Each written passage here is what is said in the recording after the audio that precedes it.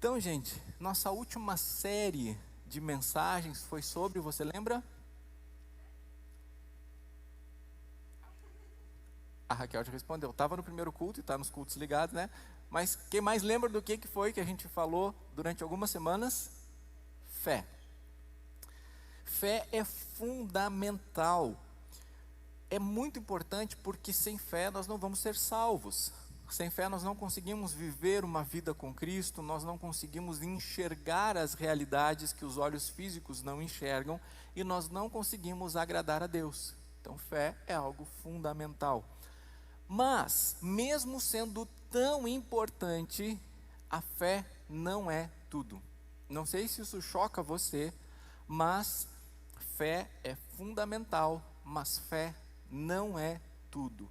Olha o que a palavra de Deus diz em 1 Coríntios capítulo 13, versículo 2. Ainda que eu tenha tamanha fé, a ponto de transportar montes, se não tiver amor, nada serei. Muitas vezes nós passamos por vários dilemas em relação à fé e nós queremos crescer em fé, nós reconhecemos que precisamos ter fé, mas não importa o quanto nós atinjamos de grau de fé, se nós não tivermos amor, nós não somos aquilo que deveríamos ser, nós não somos quem deveríamos ser diante de Deus. Então, nós vamos aprofundar o nosso entendimento sobre o amor, sem o qual a fé não vale nada, porque não torna a gente aqueles que nós deveríamos ser. Então, nós estamos começando uma nova série de mensagens hoje, intitulada simplesmente Amor. E nós vamos compreender o que é o amor segundo a palavra de Deus, porque nós temos uma determinada visão sobre o que é o amor, ou como o amor deveria ser. O que nós vamos precisar fazer é estarmos dispostos a questionarmos o nosso próprio entendimento sobre o amor, para entendermos o que a palavra fala sobre amor. Então nós vamos olhar aqui sobre vários aspectos, várias situações, para construir uma visão bíblica a respeito de amor. Nós vamos começar com um apelo enfático que o apóstolo Paulo faz para a igreja, quando ele escreve aos Filipenses, está registrado no capítulo 2. Então vamos olhar um texto agora, Filipenses capítulo 2, versículo 1 e 2, depois a gente vai indo versículo por versículo para poder entender isso bem. Portanto, se existe alguma exortação em Cristo, alguma consolação de amor, alguma comunhão do Espírito, e se há profundo afeto e sentimento de compaixão, então completem a minha alegria, tendo o mesmo modo de pensar, tendo o mesmo amor e sendo unidos de alma e mente. Bem, aqui nós temos uma certa lista de ingredientes que nos permitem termos um determinado resultado. Será que tu não queres uma cadeira, Liz, daquelas altas? Está em pé direto, tudo bem? A Liz a gente precisou reposicionar porque não estava dando certo a transmissão dali. A Liz é uma guerreira mesmo, tem servido muito dedicadamente ao Senhor, né? Se é ali, puxa para cá, traz para lá. Então, Benção, se tu quiser, faz um sinalzinho, a gente traz a cadeira dali para aqui, tá? Então tá, mas não faça em libras aqui que o pessoal não vai entender. Então, nós temos aqui alguns ingredientes que tem muito a ver com aquilo que o Senhor dá, para que a gente chegue a um resultado que daqui a pouco a gente vai ver, que parece até impossível, principalmente nos tempos que nós vivemos, né? Mas estes elementos, eles incluem alguma exortação em Cristo, alguma consolação de amor e alguma comunhão do Espírito. Essa palavra que foi traduzida aqui por alguma é literalmente qualquer, mas não é estranho isso? Tipo, se tiver qualquer exortação em Cristo, qualquer consolação em amor, qualquer comunhão do Espírito, bem, acontece que aquilo que vem de Deus é muito poderoso. E aquilo que vem de Deus, mesmo que seja considerado em pouca medida quando nós damos liberdade, isso tem um impacto gigantesco em nós, isso cresce, isso se desenvolve. Então, se em qualquer medida existe em nós alguma liberdade para a voz de Cristo, chamando ao amor, com alguma medida de ação do Espírito Santo em nos conduzir à unidade, há poder suficiente. É como o fermento. Quando você compara a quantidade de fermento com a quantidade de farinha e a quantidade de água, você vê que é ali uma pequena quantidade, mas o fermento, ele tem um poder grande, né? Por exemplo, você vai fazer um pão, né? Esse aqui é um fermento para pão, por exemplo. Ainda que eu não trouxe o fermento que eu tenho usado mais, né? Eu tenho o levain em casa, aquele fermentinho natural, orgânico mesmo, e tem dado umas coisas muito boas, né? Mas não ia ser prático trazer, então eu trouxe esse aqui dos velhos tempos. Um pacotinho assim de fermento, você coloca ali no meio daquele monte de farinha, no meio daquele monte de água, e essa qualquer quantidadezinha aqui é suficiente para fazer crescer toda a massa. Então esse texto, ele reforça o poder de Deus.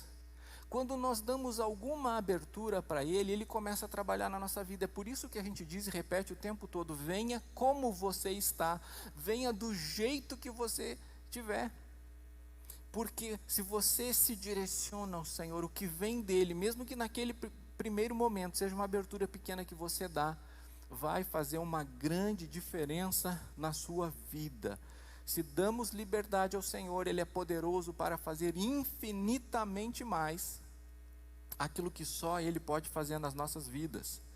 Mas a lista que nós estamos lendo, ela também tem outros ingredientes: profundo afeto e sentimento de compaixão. E aqui não é qualquer, aqui é muito, porque é a nossa parte nessa massa. O que vem do Senhor um pouco serve, porque cresce. Agora, eu e você não somos Deus. Então, para as coisas realmente funcionarem, nós precisamos investir. Nós precisamos nos colocarmos por inteiro. Nós precisamos, de fato, sem reservas, investirmos da nossa parte em tudo aquilo que o Senhor espera de nós. Os 3 primeiros ingredientes aqui, eles têm a ver com as intenções de Deus. E estes outros 2 ingredientes aqui têm a ver com as nossas intenções. Deus quer amar pessoas. E quer amar pessoas através de nós que somos a Igreja de Cristo. Então, Ele nos dá o fermento que exponencia o amor. Mas nós precisamos nos colocarmos nesta massa.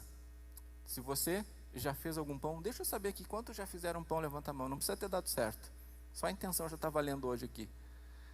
Então você sabe que vai um pouquinho de fermento, mas você precisa colocar, né? Eu não estou ganhando nada aqui da farinha orquídea, né? Não é merchan, mas é só para o comparativo, né? A gente precisa colocar a nossa parte nisso, né? Que vai muito mais. E aqui a gente não está comparando intensidades com o que vem de Deus com o que vem de nós, mas eu estou falando que se nós não colocarmos a nossa parte, aquilo que vem de Deus não flui através de nossas vidas. Lembra quando Deus libertou o povo do Egito? Quando Deus libertou o povo do Egito, Ele chamou quem? Moisés. E Deus diz para Moisés: eu desci para livrar este povo, portanto vai lá e fala com o faraó. Olha que interessante, Deus dizendo: eu desci para livrar o povo, então vai lá e conversa com o faraó. Então, é Deus nos dando o privilégio de fazermos com Ele aquilo que Ele deseja fazer no mundo. Em qualquer quantidade, Deus é poderoso, explode, exponencia. Agora, da nossa parte, precisa ser profundamente um investimento. A nossa parte aqui nesta ilustração: profundo afeto e sentimento de compaixão. E a palavra afeto aqui, se ela fosse traduzida literalmente, seria até meio engraçado, Porque quando nós pensamos em afeto, quando nós pensamos em amor, qual é o órgão do corpo que nos vem à mente? Quando, por exemplo, a Arlise estava traduzindo ali amor, como é que foi o gesto que a Arlise fez? Uhum. Para o coração. Mas eu vi tu fazer isso aqui, em que momento foi? Muito bem. Obrigado, Alice. Coração, não é assim? Eu não sei se a Raquel fez agora de noite, mas de manhã, quando ela cantou, né, a gente estava cantando essa música, né, sobre comunhão, e a Raquel fez assim. Porque esse sinalzinho aqui, ou então se você tem aquela vibe mais coreanazinha, você faz assim, né, o core, né, que tem um coraçãozinho aqui.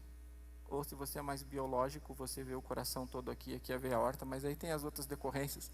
O importante é que a nossa sociedade, a nossa cultura, quando fala em coração, quando fala em amor, quando fala em afeto, pensa em coração. Mas, quando o apóstolo Paulo está escrevendo aqui, não é coração, porque a cultura grega daquele tempo, quando falava de amor, quando falava de compaixão, quando falava de afeto, eles usavam uma outra parte do corpo, o intestino, as entranhas. E isso para mim faz muito sentido, né?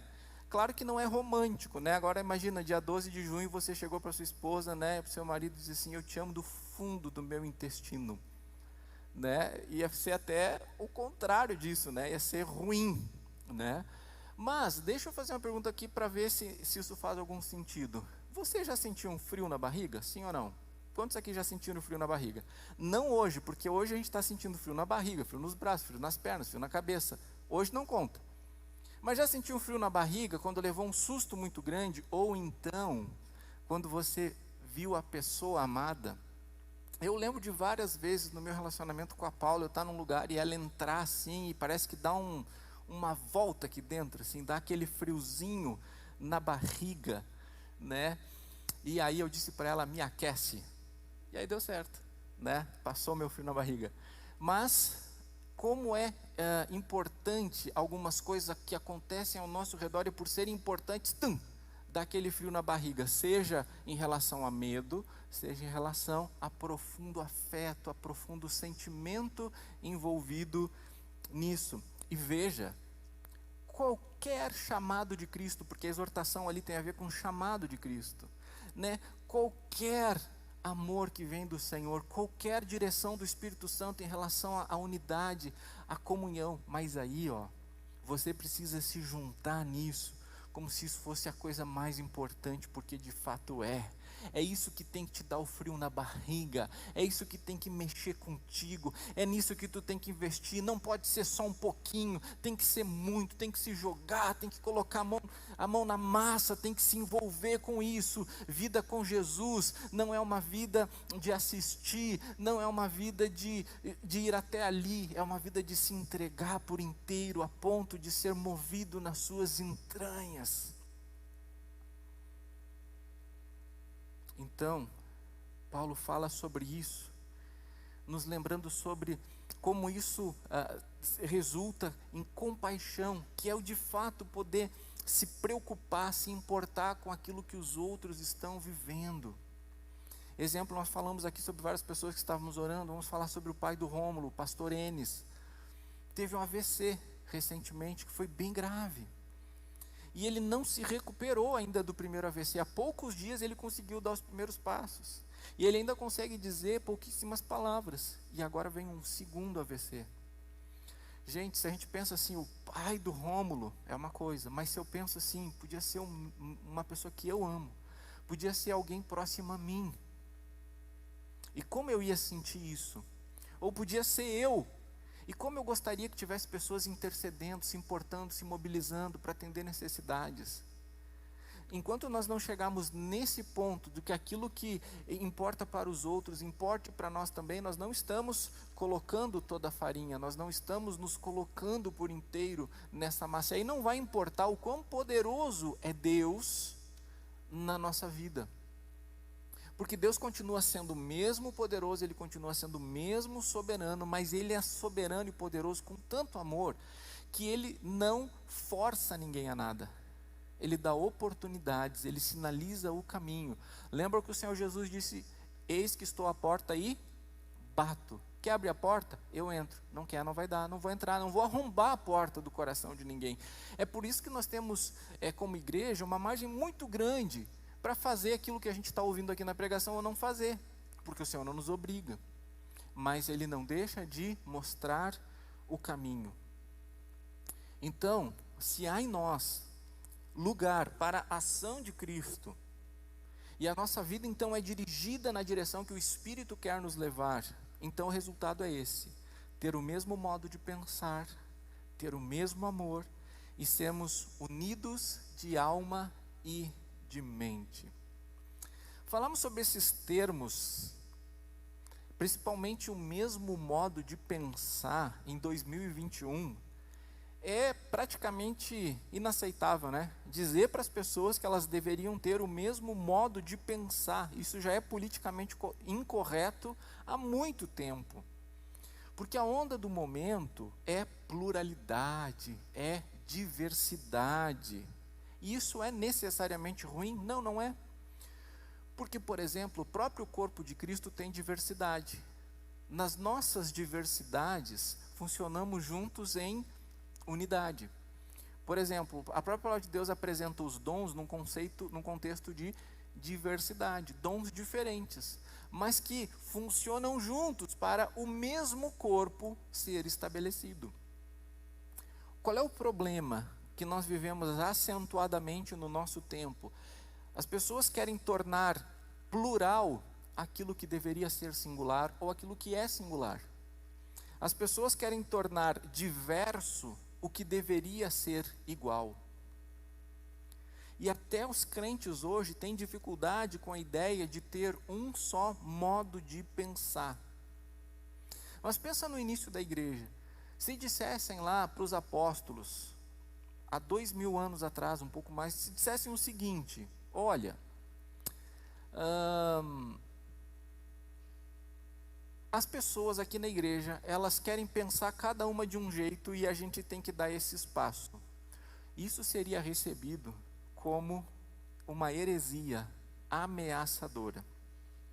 Dizer, lá na igreja primitiva, e depois quando ela vem vindo aí no tempo dos pais apostólicos, que as pessoas deveriam cultivar a ideia de cada um ter um modo de pensar, isso seria logo reconhecido como uma ameaça. Mas hoje, qual é a ameaça? A ameaça é o tal do pensamento único. De certa forma, em certo contexto, ele é muito perigoso. Mas acontece que nós estamos vivendo num contexto geral agora, que abomina essa ideia da possibilidade de haver um modo só de pensar.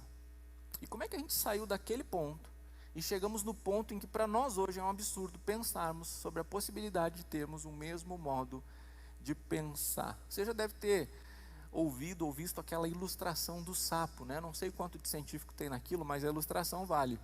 O sapo que é colocado num pote d'água, numa panela de água, e aquela água vai sendo aquecida devagarinho, de maneira que o sapo, né, tendo uma regulação de temperatura diferente, pelo tipo de animal que é, a temperatura vai subindo, ele não vai percebendo, até que aquela água se torne quente demais, até que ela ferve, e o bicho morre, porque a temperatura aqueceu devagarinho, ele não se deu conta. E é assim que as cosmovisões dos indivíduos são formadas. A cultura, ela vai mudando a temperatura ao nosso redor, e como não é brusco, a gente não percebe.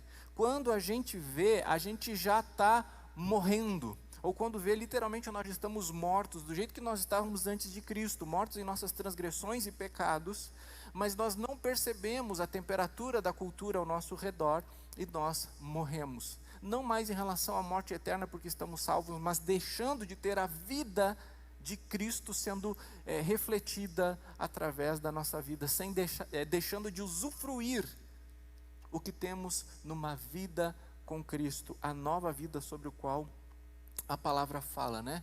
A cultura, ela vai mudando com elementos muito sutis, e aí daqui a pouco, aquilo que era um absurdo lá atrás, não é mais agora. E gente, uma notícia que uma notícia ali, uma campanha publicitária aqui, uma campanha publicitária ali, uma cena no filme ou numa novela aqui, uma cena num filme ou numa novela ali, e a gente vai começando a achar normal coisas que não são.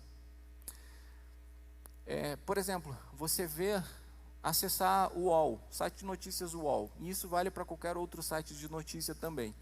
Se a sua mente não está treinada para perceber estas tentativas que existem de tornar normal e natural aquilo que não é normal e natural aos olhos de Deus, você vai ver que daqui a pouco ali tem um linkzinho, tem uma chamadinha, tem uma manchetezinha sobre uma coisa que afronta totalmente Deus, mas foi aquilo bem pequenininho, com umas letrinhas pequenininhas ali.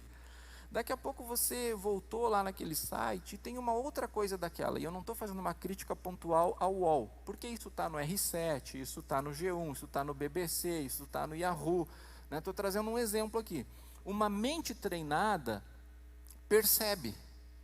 Hoje eu consigo perceber claramente quando estão forçando novos valores, quando estão forçando novos princípios, quando estão tentando lançar novos pilares da sociedade. Eles não chegam simplesmente dizendo, bom, a partir de hoje é assim.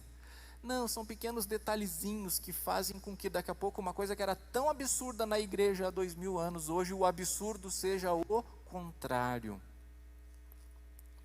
Hoje cada um pensar do jeito que quer, é algo tão estabelecido que ninguém pode criticar ou questionar o que o outro pensa, né? Porque cada um com a sua verdade é o que tem se dito. Então você não pode falar o contrário, porque isso não é bem-vindo. Então, como não pode falar o contrário, o que as pessoas fazem quando não concordam? Xingam. É um paradoxo dos nossos tempos, né? Eu não posso falar o contrário. Então, se eu não posso falar o contrário, eu vou logo xingar. É assim. As pessoas entram nas postagens dos outros já xingando. Gente, é uma coisa absurda o que nós estamos vivendo hoje, né? Mas, enfim, hoje nós estamos vivendo a ditadura do indivíduo. É o que eu quero, é o que eu gosto, é o que eu sinto, é o que eu acho, é isso aí, é isso aí. Então, é muito diferente o que nós temos vivido agora e pensando, sendo acostumados a pensar que o que a gente está vivendo hoje é normal, sendo que não é. A palavra de Deus, ela não muda, ela está aí dizendo que se há da parte de Deus qualquer intensidade inicial destes elementos, se você se coloca por inteiro nisso, sabe qual é o resultado disso? O resultado disso é esse, ó, mesmo modo de pensar, mesmo amor e unidos de alma e mente. Quanto perto disso você acha que nós estamos? Nós estamos perto ou longe disso aí? O que você acha? Perto ou longe? Estamos muito longe disso. Agora, isso não é apenas para nós entendermos que estamos longe. Nós precisamos nos aproximar de tudo aquilo que a palavra de Deus disse. Então, há algo importante para dizer. Se é a palavra de Deus que está dizendo, a gente não deve dizer o que ela não está dizendo. A palavra de Deus está dizendo que a gente tem que pensar com o mesmo pensamento, sim ou não? Que eu e você temos que ter o mesmo pensamento. A palavra de Deus está dizendo isso? Sim ou não? Não. Até porque cada cabeça uma sentença, cada um prestará contas de si mesmo a Deus. Então, tem pessoas que gostam de abóbora, tem pessoas que não gostam de abóbora. Tem pessoas que gostam do frio, tem pessoas que gostam do calor. O cérebro processa todas essas coisas. Bem, a palavra de Deus não está dizendo que a gente tem que pensar a mesma coisa, mas está dizendo que nós temos que ter o quê? Igual? Modo de pensar. E é diferente, porque aí a gente consegue ter a diversidade de pensamento, mas a diversidade do pensamento vai ser resultado de um mesmo modo de pensar. Então essa diversidade de pensamento não será excludente entre si, mas será harmoniosa e complementar. Aquilo que você pensa se complementa ao que eu penso. Aquilo que você pensa não exclui o meu pensamento, e o meu pensamento não exclui o seu, nos impedindo de viver juntos. O que nós precisamos resgatar é o mesmo modo de pensar. Eu vou trazer um exemplo aqui para você, tá? Você, quando olha para uma pessoa, você tem uma primeira impressão dela. E essa primeira impressão, ela se estabelece em segundos. Em poucos segundos, você já gostou ou não gostou daquela pessoa, ou você fica meio desconfiado daquela pessoa. E é importante você saber que, a menos que você tenha o dom da revelação, e mesmo que você tenha o dom da revelação, ele não é para julgar pessoas. Quando você olha para uma pessoa, são tantas coisas que influenciam o que você vai achar a respeito dela, mas que você não tem noção. São muitas coisas interferindo até aqueles segundos que você vai dizer assim, não gostei, muito snob. Até você chegar a essa conclusão do não gostei, muito snob, você foi afetado, a sua visão sobre essa pessoa foi afetada pelo lugar em que vocês estão, se ele é amplo, se ele é apertado, se está frio, se está calor, se você estava lá porque gosta de estar lá, se você estava lá porque foi obrigado a estar lá. Aquilo que você viveu horas antes, dias antes, as expectativas que você tem em relação ao futuro, o fato daquela pessoa lembrar uma outra pessoa que você conhece, mesmo que você não se dê conta, mas a gente está sempre procurando pontos de identificação. Então você olha para aquela pessoa, talvez ela lembre aquela tia chata, ou talvez ela lembre aquela tia legal. E aí tudo isso, numa fração de segundos, são centenas e centenas de fatores, contribuem para naquele momento você dizer gostei, então dizer não, você concluir gostei ou não gostei. Então você tem um pensamento a respeito daquela pessoa. E qual foi o critério que você nem sabe? O critério foi sua história de vida, o que biologicamente você está vivendo, até o que você está comendo, influencia o que você acha da pessoa. É um pensamento. Mas a palavra de Deus diz que nós temos que ter o mesmo modo de pensar. Se nós temos o mesmo modo de pensar que é Cristo, você vai reconhecer que, querendo ou não, você vai formar uma ideia sobre aquela pessoa. Mas o modo de pensar não é o automático. O modo de pensar de um discípulo de Jesus não pode ser o automático. Tem que ser o modo espiritual de pensar. Então, por mais que eu olhei e não gostei, muito snob. Daí eu penso, opa, vamos prender este pensamento, literalmente, como diz a palavra, levar este pensamento cativo, e vai operar em mim um modo de pensar de Cristo em relação a esta pessoa. Primeiro, Jesus morreu na cruz por ela, já começa por aí. Segundo, diante do Senhor eu não sou mais do que esta pessoa. Terceiro, mesmo que eu saiba que ela fez uma coisa que não é legal, sob as mesmas circunstâncias, do mesmo conceito, eu sou capaz de fazer a mesma coisa que ela. Se eu tivesse nascido no lar que ela nasceu, se eu tivesse passado pelo que ela passou, se eu tivesse tido as oportunidades ou falta de oportunidades que ela teve, eu sou tão ser humano quanto ela, então eu não posso achar que eu sou melhor que ela. Quando a gente tem um modo de operar que é mental, que é intencional, a gente não é movido por um modo de pensar de um piloto automático que faz com que a gente tenha vivido esse mundo tóxico, esse mundo prejudicial, esse mundo nocivo, esse mundo de inimizades. Isso é só um exemplo. Então, ter o mesmo modo de pensar é partir dos mesmos pressupostos que constrói a nossa mentalidade a respeito das coisas. E qual é o primeiro, principal e maior pressuposto que nós devemos ter para avaliar todas as coisas? É o amor. É o amor. É o amor. Quando Jesus estava sendo crucificado, seu corpo atravessado por enormes pregos, o que ele estava pedindo ao Pai? Mata esses bandidos, Pai. Mata esses agressores que estão me crucificando. O que Jesus pediu ao Pai? Pai, perdoa-lhes, porque eles não sabem o que fazem. Eles não sabiam o que estavam fazendo, eles não sabiam que estavam matando o inocente? Sabiam. Eles não sabiam que estavam pegando um prego, um martelo e atravessando o corpo de alguém com aquilo? Sabiam. Eles não sabiam que eles estavam matando a pessoa? Eles sabiam. Agora, o que eles não sabiam era toda a implicação disso. Eles não sabiam exatamente por que eles estavam fazendo isso. Eles não sabiam exatamente as consequências disso. Eles conseguem saber, esse cara nós não gostamos dele porque, porque alguém lá disse que ele fez tal coisa e isso não é aceitável e tal, vamos lá e vamos fazer, né, efeito manada. E Jesus está amando aquelas pessoas que estão agredindo, porque o modo de pensar de Jesus não é de acordo com aquilo que está acontecendo, não é aquilo que a pessoa está dizendo, não é aquilo que ela está fazendo, não é pelas circunstâncias, porque ele tem um modo de pensar que independe das circunstâncias. E o meu modo de pensar e o seu modo de pensar no automático depende de como estão nos tratando, depende do que estão fazendo, depende do que está acontecendo ao nosso redor. E quanto antes nós nos demos conta disso, antes nós vamos desligar o piloto automático, e mesmo que eu esteja sentindo aquela vontade de dar um tapa, mesmo que eu esteja com vontade de xingar, mesmo que eu esteja com vontade de digitar aquele monte de barbaridade, eu penso, opa, isso não é o modo de pensar de Cristo e de sua família. Porque o mesmo modo de pensar de Cristo, como nós vamos ver daqui a pouco, é o parâmetro. Se o nosso pressuposto para o pensamento é o amor, então, meus irmãos, as coisas mudam de figura. Então, se nós temos em alguma medida o amor de Cristo, a comunhão do Espírito em nós, e nós não aceitamos operar no automático da carne, mas direcionamos nossos afetos e sentimentos intencionalmente de acordo com a vontade do Senhor, então nós vamos operar no modo de pensar do amor, da consideração, da misericórdia, da graça. Assim é o amor.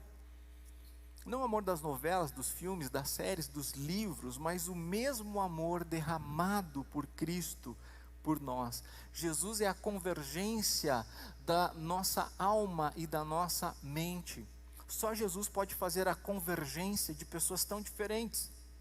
Olha, os apóstolos que Jesus chamou, eu não sei o quanto você sabe disso, mas ali no grupo daquelas 12 pessoas, tinha um que era cobrador de impostos e tinha um que fazia parte de uma seita que era os zelotes.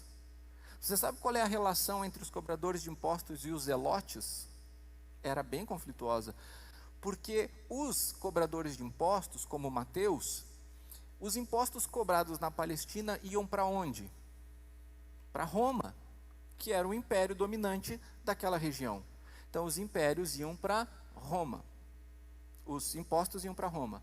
E quem eram os zelotes? Os zelotes eram os ultranacionalistas judeus que formaram uma seita, e nesta seita eles literalmente matavam aqueles que eram uma ameaça à nacionalidade judaica. Então você pensa, você está numa terra que é nossa, e aí vem alguém que pode até ser dos nossos, mas cobra imposto e manda lá para o império lá fora, é uma ameaça. Então os zelotes, eles eram aqueles que ficavam nas esquinas, nos becos, escondidos, e quando vinha um cobrador de imposto, quando via alguém que representava o império, eles passavam uma faca no pescoço. E daqui a pouco, um cara que passa faca no pescoço de cobrador de imposto, está ali sentado com o cara que cobra imposto, e daqui a pouco o cara que cobra imposto está ali sentado com o cara que talvez ele tenha até fugido dele antes, em algum momento, vai saber. Como isso é possível? Como isso é possível? Porque Jesus é o único capaz de ser a convergência entre pessoas tão antagônicas, entre pessoas tão diferentes. Hoje no Brasil, nós temos pessoas partidárias de um lado, partidárias do outro, que não conseguem conviver, porque a sua convergência são suas opiniões, seus modos de pensar. Porque se o ponto de convergência fosse a pessoa de Cristo, os zelotes e cobradores de impostos conseguem servir juntos, conseguem se amar. Mas nós falamos então de alguns ingredientes, né? E o resultado final esperado que é esse, né? Temos o mesmo modo de pensar, o mesmo amor e a mesma unidos de alma e mente. Mas não basta termos os ingredientes, desejarmos os resultados se nós não colocarmos a mão na massa. Palavra que eu ia fazer um pão hoje aqui, estava programado. Eu ia fazer um pão, só eu ia trazer o meu levain aqui, e amanhã eu ia ostentar no Instagram um pãozinho de fermentação natural. Mas aí ia dar muita mão, não fiz. Mas eu queria completar essa ilustração colocando literalmente a mão na massa. Se a gente não colocar a mão na massa, não vai ter o resultado. O texto bíblico nos dá de presente na sequência agora o que a gente precisa fazer para chegar nesse resultado, como é que a gente coloca a mão na massa. para nós então usarmos os elementos que o Senhor coloca nas nossas mãos para cumprirmos seus propósitos. Primeiro, agir por humildade. O versículo 3 diz: não façam nada por interesse pessoal ou vaidade, mas por humildade. Humildade aqui é a tradução de uma palavra do grego bem interessante, que tem uma raiz que dá a ideia de que alguém está submetendo a sua mente, e porque submeteu a sua mente, conseguiu ter uma visão adequada ao seu próprio respeito. Olha que interessante essa raiz do que seria a humildade. Eu submeto a minha mente, e quando eu submeto a minha mente, então eu consigo enxergar adequadamente a mim e aos outros, porque a nossa mente, ela está num automático que faz com que a gente se considere superior aos outros. Gente, isso é absurdamente certo. Vou trazer um exemplo. Você está dirigindo seu carro, se você não tem, imagine que você tem que estar dirigindo seu carro, você para na sinaleira e daqui a pouco vem um outro carro atrás e pum! Me lembrei, Felipe, agora da vez que tu estava tomando café com leite no meu carro e sujou lá atrás, tá? Já te perdoei, mas eu não consigo esquecer, porque agora eu até lembrei disso quando o carro bateu atrás de nós. A gente estava indo para Porto Alegre, né? E acho que, eu não sei se a gente parou para tomar um café, ou comprar um café com leite, eu sei que isso aconteceu. A gente parou ali na Charlau, quando antes de pegar a BR-116 ali, a gente parou ali e veio alguém e pam, bateu atrás e foi café com leite lá para trás. Valeu, Felipe. Então você está ali, parou no sinal vermelho e vem um carro, pum, e você vê que a coisa é feia, né? Primeiro que, né, levar aquele chacoalhaço ali, né, e ver que o carro foi destruído e você tem horário para ir embora, todo aquele transtorno. O que você pensa sobre o indivíduo que bateu no seu carro? O que você pensa a respeito dele? Você pensa que ele é um bom motorista, sim ou não? Você pensa que ele é uma pessoa prudente, sim ou não? Você pensa que pessoas como ele deveriam ter carteira de motorista, sim ou não? Bom, vamos fazer o seguinte. Vamos agora para um outro filme.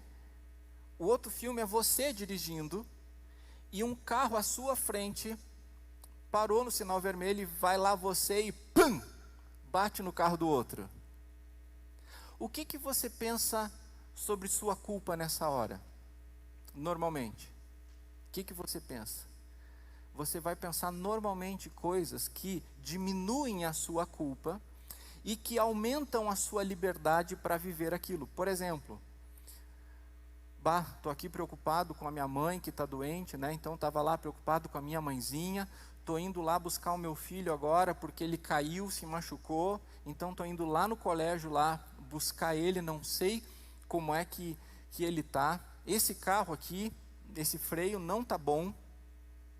E esse trânsito aqui é tudo barbeiro, ficam freando assim de uma hora, assim, quando vê, estão indo, quando vê, freiam. Você pensa que você é um bom motorista quando você bate? Ou que você é um mau motorista quando você bate? Bateu, você pensa, olha como eu sou um mau motorista. Você pensa, como eu sou um ser humano imprudente. Eu acho que eu vou lá entregar minha carteira de motorista. Você pensa isso a seu respeito? Não, não pensa, tá? Porque isso já foi comprovadamente estabelecido que os outros são culpados de seus erros e nós temos motivos que justificam os nossos erros. Então, quando alguma coisa ruim acontece, os outros fazendo, você diz, ele é um bandido, ele é um louco, ele é um imprudente, ele é um isso. Agora, se é você ou as pessoas que você gosta, você tem 550 justificativas para dizer que não é tão ruim assim. O que a palavra de Deus está dizendo que tudo que a gente tem que fazer por humildade. O que isso significa? Significa que eu submeto o meu pensamento, esse do automático, que faz com que eu me ache melhor do que os outros, com mais direito do que os outros. Eu submeto esse pensamento para que eu possa então ter um outro modo de pensar que faça com que eu veja que você e eu somos iguais diante de Deus. Então, assim como você tem responsabilidade pelos seus erros, eu tenho responsabilidade pelos meus erros. Assim como você tem benefícios que devem ser considerados, eu tenho benefícios que devem ser considerados. A humildade faz com que a gente possa considerar assim uns aos outros. É colocar um modo Cristo de pensar para pensarmos adequadamente sobre nós mesmos e então podemos pensar adequadamente sobre os outros. E agora vem um ponto muito polêmico. Porque está dizendo, não façam nada por interesse pessoal. Como assim interesse pessoal? Eu tenho interesse pessoal em chegar em casa agora e aquecer aquela carnezinha de panela que eu fiz lá, uma paleta que ficou se desmanchando. Eu perdi 40 quilos, mas ainda penso em comida. Se desmanchando aquela carnezinha de panela lá. E eu fiz uma maionesezinha hoje com ovo natural assim, que é um interesse pessoal que eu tenho, tá? Não... Então, será que eu não posso ter esse interesse pessoal? Ou, por exemplo, eu tenho interesse pessoal de fazer uma viagem em determinado período. Isso é pecado? Não. Para poder entender melhor o que o Senhor está dizendo, não façam nada por interesse pessoal, a gente tem que entender o que estava escrevendo lá o apóstolo Paulo. E ele escreveu uma palavra que tem uma tradução melhor do que interesse pessoal, que estavam nas traduções mais antigas da Bíblia. Eu não sei que tradução da Bíblia você tem, mas tem alguma palavra diferente na sua tradução da Bíblia aí para dizer isso? Nada façam por interesse pessoal. O que está na sua Bíblia, por exemplo, se você tem uma versão Almeida mais antiga? O que está aí? Tem alguém que tem alguma coisa diferente na sua tradução? Partidarismo. Partidarismo. Não façam nada por partidarismo. Será que essa é uma boa tradução? É perfeita. Porque eu disse que viria coisa chocante, né? Que eu acho muito chocante isso, né? A palavra que foi traduzida por interesse pessoal, que eu acho melhor traduzida por partidarismo, ela tem a ver com partidarismo político. Ela tem a ver totalmente com política. Essa política mesmo que você está pensando aí. Do em quem vamos votar, quem que é o melhor, quem que é o pior. Então vou falar sobre isso porque a palavra de Deus está falando sobre isso. Ela está dizendo que a gente não deve fazer nada por partidarismo político. Tá, mas como é que a gente pode ter certeza que a palavra seria melhor traduzida por partidarismo? Tirando o apóstolo Paulo que escreveu aqui, esta palavra era usada na antiguidade, por exemplo, por Aristóteles, quando Aristóteles estava denunciando pessoas que estavam no meio político, tentando os seus benefícios pessoais em detrimento do outro, falando sobre oposição política. Então, no mundo grego, no qual foi escrito esse texto aqui, não façam nada por partidarismo político. Mas a igreja está livre disso, né? É as pessoas lá fora do mundo que se degladeiam por questões de partidarismo político, né? Na igreja isso não é um problema. Ou será que é? É ou não é? Ah, meu Deus, como é? Como é? Hoje não se começa mais um conselho de pastores sem que tenha um político lá na reunião. Sabia disso? Eu, durante muitos anos, fui presidente do conselho de pastores aqui de Caxias do Sul, de igreja aqui de Caxias do Sul. Mas eu não tenho toda a alegria de olhar para trás e saber que o conselho começou na Câmara de Vereadores. Não comigo, eu cheguei um pouco depois disso. Começou na Câmara de Vereadores. Agora começou um outro conselho em Porto Alegre e tem lá um político. Gente do céu, tem políticos que nós respeitamos, que nós honramos, toda a autoridade instituída por Deus, oramos por ela, mas gente do céu, a palavra de Deus está dizendo claramente que as coisas que nós fazemos não devem ser feitas por partidarismo político. E hoje quem são os seus amigos? Quem são as pessoas que você aceita conversar? Qual é a igreja que você frequenta e por que você frequenta? Ou que igreja você deixa de frequentar? Quando você concorda com o seu pastor ou discorda do seu pastor? Quando você se afasta de pessoas ou se aproxima de pessoas? Não tem nada a ver com partidarismo político? Ou tem a ver com partidarismo político? Tem tudo a ver com partidarismo político. Tudo a ver. E olha, nós vamos falar sobre isso, nós vamos denunciar isso, porque a palavra de Deus diz que as coisas não podem ser feitas a partir daí, até porque isso faz com que a gente não tenha o mesmo modo de pensar.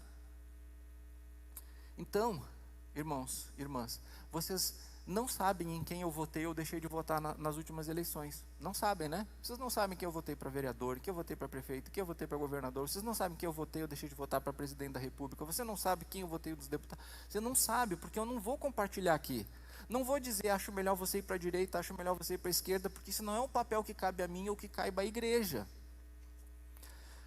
Agora, eu preciso dizer, hoje, o partidarismo político, mesmo de pessoas que não são vinculadas a partidarismo político, faz com que as pessoas gostem ou deixem de gostar das coisas, gostem ou deixem de gostar do mundo, gostam ou deixem de gostar da igreja, gostam ou deixem de gostar disso ou daquilo outro. As pessoas, elas não têm mais o direito de serem seres humanos. O presidente da república para uns é um Deus, para outros é um Satanás. Tiraram o direito do nosso presidente da república de ser um ser humano. Ou é um Deus, ou é um Satã. E vai dizer que é um Deus para esses daqui, vai dizer que é um Satã para aqueles dali. Está feita a confusão, né? Então, meus irmãos, isso é algo sério, algo que a palavra de Deus já se posiciona a respeito, dizendo o seguinte: olha, submete esse pensamento aí para você ter uma visão adequada a seu respeito e a respeito das pessoas. A política cega as pessoas desde muito antes de Aristóteles, e era uma ameaça no começo da igreja, e voltou a ser uma ameaça ainda hoje. Certamente Paulo amplia o conceito aqui, né? E ensina que nada deve ser feito de um jeito que beneficia apenas um lado, prejudique o outro e coloque as pessoas em situações de distanciamento, porque nós temos que ser unidos de alma e de mente. Segundo, diminuir e fazer os outros crescer. E olha só, quando eu digo diminuir, não é eu diminuir e aquela pessoa lá ser maior do que eu. Não, é eu diminuir para eu ficar do mesmo tamanho da pessoa no meu olhar. Porque como é que a gente se vê? Mais alto, mais importante do que os outros. Então, quando eu diminuo, não é que a outra pessoa vai crescer, é que eu vou chegar, então, no nível adequado. Porque se eu acho que aquela pessoa pode ser isso, ou pode ser aquilo, não pode ser isso, não pode ser aquilo, ela é um ser humano, e eu sou um ser humano, nós vamos nos ver como seres humanos. Versículo 3, cada um, considerando os outros superiores a si mesmo, não tendo em vista somente os próprios interesses, mas também os dos outros. O texto não diz que uns têm mais valor do que os outros, mas que cada um deve considerar os outros superiores. Mas aí como é que funciona isso? Bom, numa comunidade que quer viver isso intensamente, nós vamos nos esforçar cada um para o outro ser superior. Mas não é um considerando os outros superiores, é uns considerando os outros superiores, que a palavra de Deus sempre traz essas fórmulas de complementariedade, como por exemplo no casamento. Diz: esposas, submetam-se a seus maridos. E diz: maridos, entreguem-se pelas suas esposas. Você não vê a perfeição nisso, onde é impossível que alguém aqui seja mais importante? Porque se você tem alguém do lado dizendo, eu vou seguir a tua liderança, e o outro dizendo, eu vou me entregar para você em tudo, não vai ser como eu quero, porque eu vou me entregar por você, eu vou me entregar para você, não, mas eu me submeto a você, eu me sujeito à sua liderança, mas eu vou fazer do jeito que seja bom para você. Então há uma complementariedade, ninguém precisa brigar por posição. Assim é o que a palavra está dizendo, uns considerando os outros superiores a si mesmo. Uma comunidade de iguais, onde todo mundo age para dar preferência aos outros. Nas últimas décadas, as pessoas são estimuladas a viverem uma crescente e insana competitividade, né? Para vencer os outros. Gente, a gente está vivendo agora, né? Quem surfou na onda da pandemia aí são os coachings, são os caras que estão ganhando dinheiro para tornar as pessoas competitivas. Não vai nessa onda. O teu poder não está em vencer os outros, mas em desenvolver o teu próprio potencial que Deus deu. Se você desenvolver o potencial gigantesco que Deus deu para você, você não precisa competir com ninguém, você tem um lugar, pode ter certeza disso. Na comunidade de discípulos de Jesus, o esforço só vale se fizer bem para as outras pessoas também. Isso só acontece quando nos dispomos, com humildade, a diminuirmos e vermos os outros nos seus tamanhos reais. Isso é possível? Depende. Depende mais uma vez do modo de pensar. Por isso que o terceiro e último passo dessa receita é: ter Jesus como referencial. Isso é fundamental. Ter Jesus como referencial.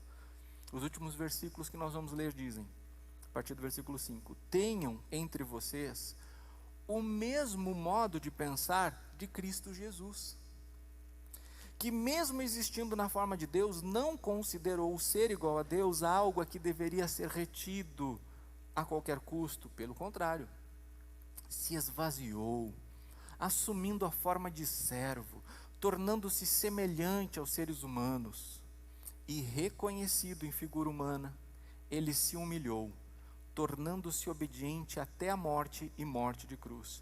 Por isso também Deus o exaltou sobremaneira e lhe deu um nome que está acima de todo nome, para que ao nome de Jesus se dobre todo o joelho nos céus, na terra e debaixo da terra, e toda língua confesse que Jesus Cristo é o Senhor, para a glória de Deus Pai.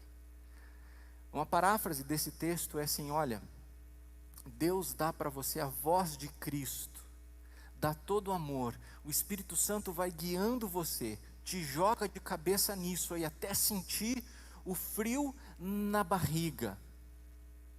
Para isso você tem que dar um passo atrás, para estar junto com as pessoas, agir por humildade, considerar-se igual e olhar para Jesus, fazer como Jesus. E aí a paráfrase aqui que eu queria fazer é como se o texto estivesse dizendo o seguinte: olha, o que Jesus pediu para você, Ele fez. Não é isso? Pode voltar uma tela, Gutinho.